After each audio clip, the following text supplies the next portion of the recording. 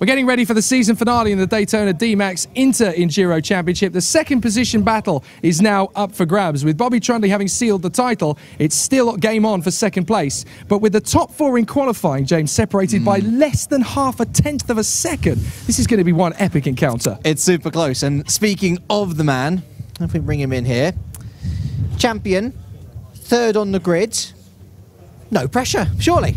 No pressure. The pressure is in the afternoon. That's the main pressure. Okay, Chris. No, seriously, I'm looking forward to today. I mean, yes, championship's sewn up, but I'm still going to give it my 100%. And anyway, you've got to go for that win, haven't you? With Ben James's shades. What can you go wrong? How can you go wrong? We'll get to you naughty squirrel, in a little bit. Jake. Honestly, Bobby Trundley's mind games, they're brilliant. Owen Genman, though, in second position. Owen, it looked for most of that qualifying session as if pole position was yours to lose, but it's just so incredibly close in the top end. Yeah, I think Chris was just teasing us, to be honest. He was nowhere. I was been told on the radio the way through, I was P1 most of it, and then Chris just popped it in at the end.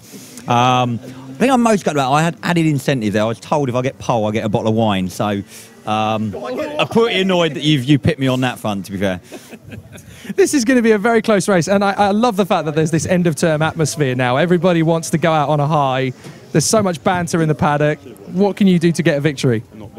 Well, we've all got the same match odds. I mean, it's going to be a good race, and that's the main thing, because we're all so closely matched there in qualifying. So it's going to be a great battle for the whole hour, rather than get... there's nothing worse than being stuck on your own, is it, for an hour? Can't catch a guy in front, not really a battle behind. So this one, hopefully, will be the complete opposite. It's going to be a great fight. Sounds good, Owen. Give them hell out there. I certainly will. I feel like a headmaster that has summoned a naughty student to the office. But to be fair, Chris Alcock should probably get a commendation of some sort, because you've taken pole position, you've denied this man a bottle of wine. You must be feeling pretty pleased with yourself. Yeah, denying him a bottle of wine feels almost cruel, but I mean, sharing's caring, right? I'll share. That's fine. I think you've earned it. I don't know where that lap came from, but I looked at the timing sheets, and apparently I did 3 of them within like 0.02 of a tenth or something. So I thought it was fluke. Turns out it's not. So game on for the race. It'll be a good one, like Owen said. Yeah, absolutely. But here's the thing: with it being so close, how confident can you be of converting that into a race win? Because goodness me, you've got Mr. Genman so close behind. You've got the champion for this year so close behind. It's going to be an interesting situation down into turn 1, I think. Oh, here he is. Me. Disrespect the mind games. Mind games are fine. He's just nervous about later, that's all. So, how confident can I be for this race? Very confident. Break it up, break it up. And on that, I think it's going to be a bit of a belter, this final one. This could be the best race of the season in Inter-Enduros. It's game time. 4 drivers at the front end of the grid, covered by less than half a tenth of a second. This race could be biblically good. Chris Alcock and Owen Genman on the front row of the grid. From Bobby Trundley and Joe Ellis, Andy Spencer and Bruno Botelho. From Paul Mason and Mike Coppin, Mary Coppins himself. James Wattis and Philip Senior in the 5th row of the grid. From Chris Hackworth and Rowan Vincent, Charlotte Manton and Simon Ross, then Anthony Kirk and Martin Bork. From Sam Bennett and Tony Welch, Max Robinson and Chris Carlton, Tony LeCastro and Connor Linnett, then Torrin Bellett Jr., Andy Stobart, taking a weekend off from his F1 responsibilities in the pit lane, Lee Carey and Tim Ellis, Nigel Foote and James Browning. From John Donnelly, Stuart Shearman and Dean Chapman. For Bobby Trundley, though, he says that he's under no pressure. He always puts himself under a bit of pressure. He's the champion. He wants to end this wonderful season of his with a win, just to fully cement. Listen, just because I've won the championship does not mean I'm off the gas pedal whatsoever. Oh, totally. I mean, he's won 3 races so far this year and been very heavily consistent everywhere else. But he wants to go out as a winner. He wants to win the last race of DMAX for 12 months. So he wants to be there in position to be the dominant force at the top of the championship. He wants to do the Max O'Shaughnessy run. So let's see if he can get the job done here. Genman alongside Alcock. Genman will be on the outside into turn 1. Alcock will protect that inside line like Billy O. But it's Alcock and Genman, Trundley and Ellis, Spencer and Botelho, Mason, Coppin, Wattis, Senior and Chris Hackworth down in 11th. Here we go. And it's a cracking getaway from the front for Alcock. No problem at all. Trundley in 3rd position, trying to go straight in there for Genman. And he's going to lose ground to Ellis. Or is he round the outside? No, he's going to sweep back across and hang on to 3rd position. Cracking start. And I think for Bobby Trunley, that was needed. He needed to get his elbows out because there was a serious issue there. He could have lost third. Got his elbows out. And a crucial part of the track we saw in the light enduros, a couple of people going a little bit over the edge. That is a potential double position loser if you can play your cards right there. Lead already! That's a brilliant lunge from Genman. Alcock was defending like mad, and now Trundley's going to try and open the floodgates. Wow, he's done it. Beautifully done. Trundley to second, and now here comes that's Spencer. That's Spencer trying to come through into third. Hasn't made it work yet, but wait for his opportunity. He could dive through for third position. So now it's Genman away in the lead of the race, and in second place, Bobby Trundley. Game on.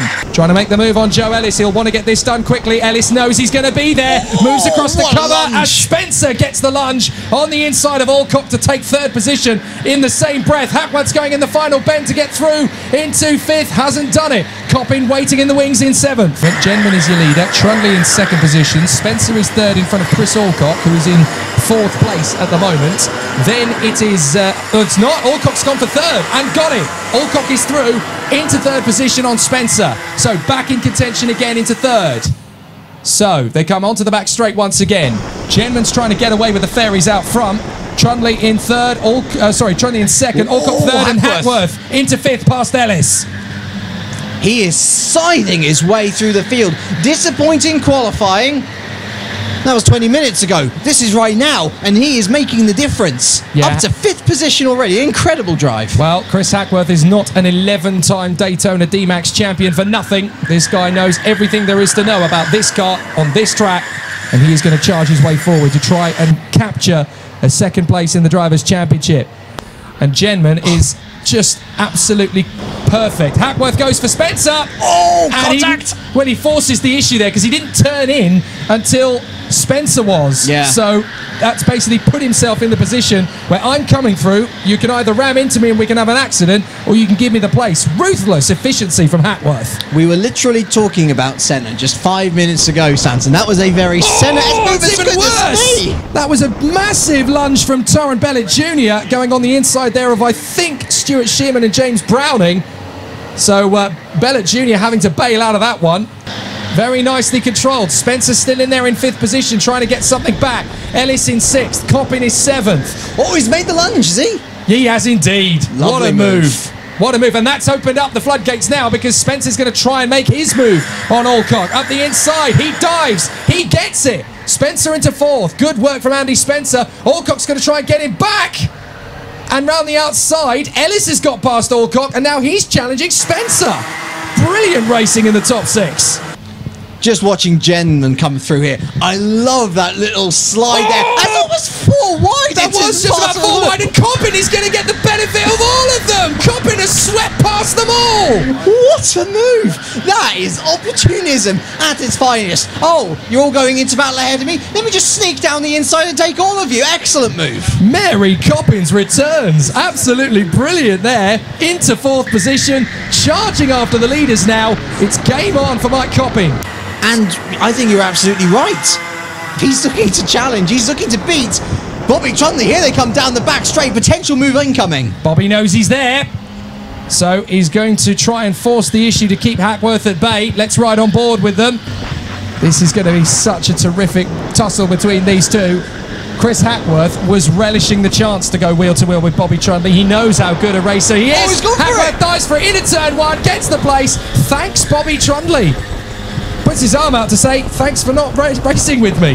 I think he knows that Hackworth, his good friend, wants to go after Owen Genman. Go get him, buddy. Oh, Spencer's going for Trundley in the final turn, and that's going to let Coppin through as well. So Spencer's got through, Coppin's got through, boom. The new champion is going to be very frustrated. That was coming. Oh, look at Coppin going up the inside now of Spencer as well. Over the crest, no, he's got to leave it.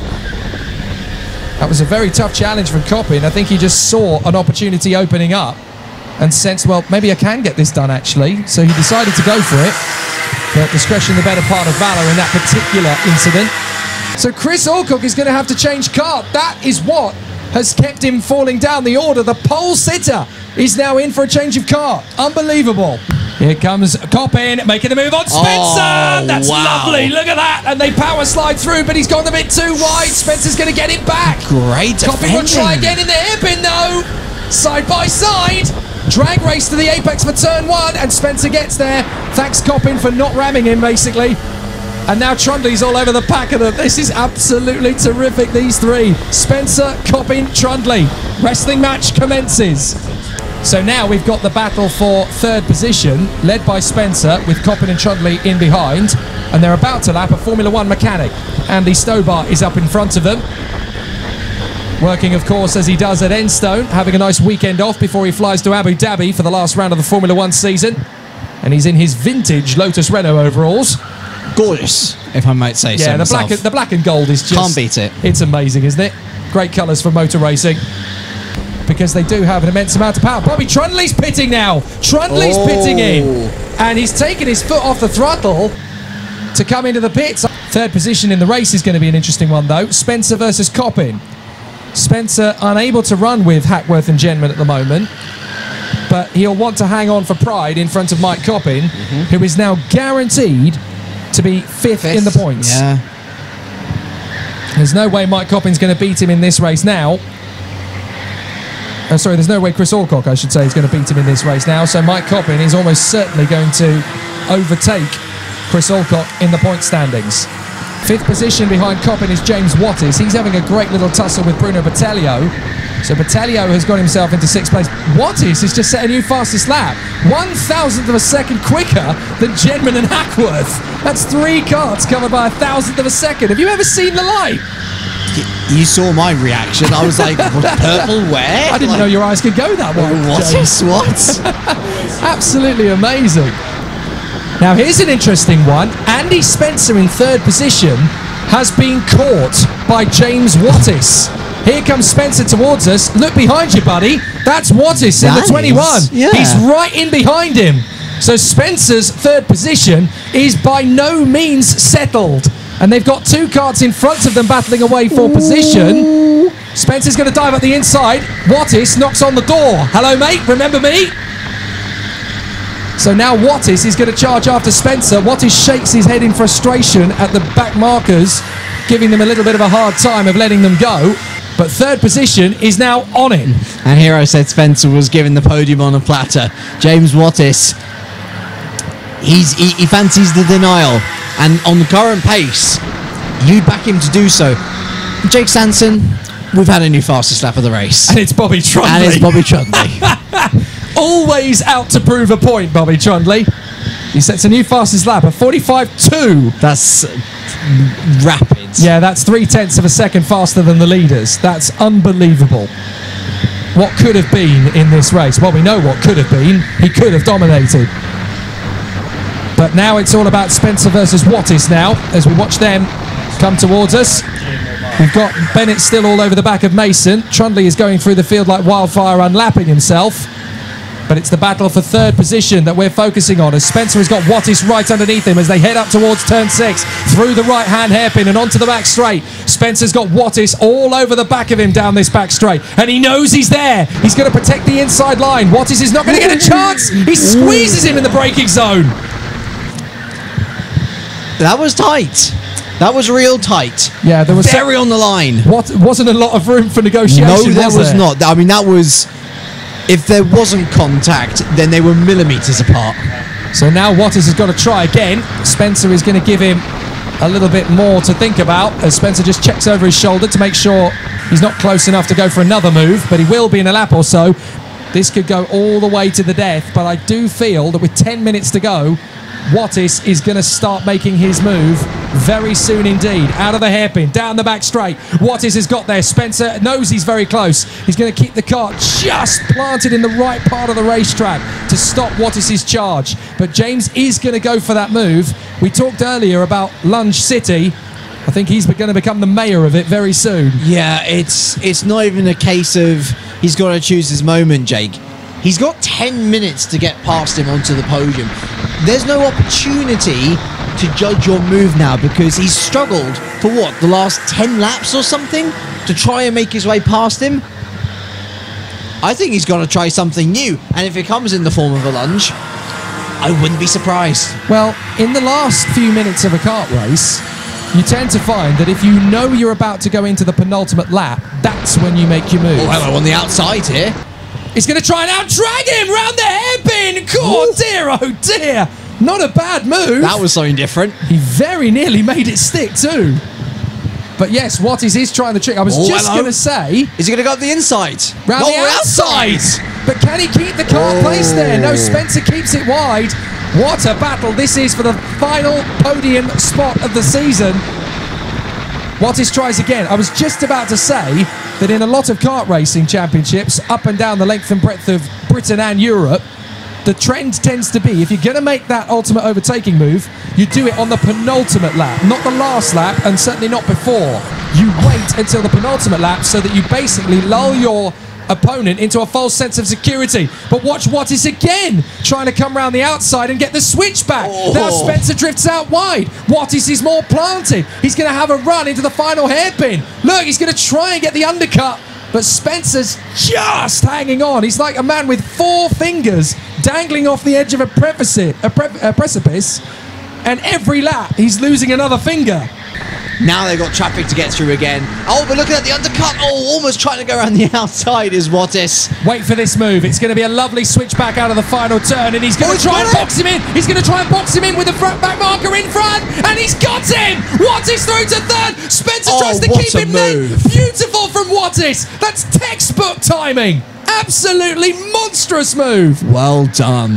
That's brilliant. Absolutely brilliantly. That is one of the moves of the season. He read that 3 corners early. He saw the back marker was there. Let's look at it again. He saw the move was on.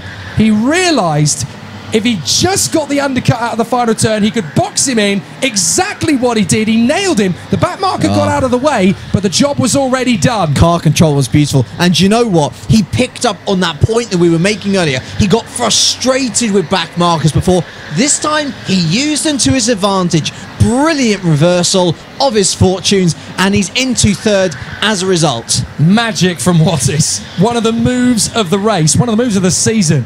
You'll never see a chess move at 50 miles an hour quite so expertly executed. So now he's got Spencer still all over him. Wattis is gesturing like crazy to the back markers and to the officials. Where are the blue flags? Stobart battling away in with the back marker.